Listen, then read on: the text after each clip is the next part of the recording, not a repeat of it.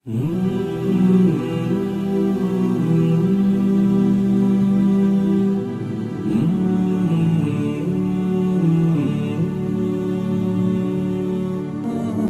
пайгамбарыбыз саллаллаху алейхи вассалам мындай деген: силердин эң жакшыларыңар Куранды үйрөнүп, жана аны башкаларга үйрөткөндөр деген.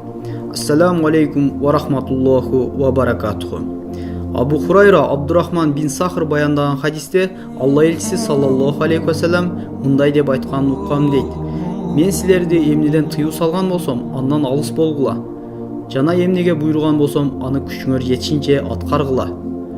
Албетте силерден мурдагы коомдор көп суроо сурагандыктарынан жана пайгамбарларынын буйруктарына каршы чыккандыктары үчүн жок болушкан.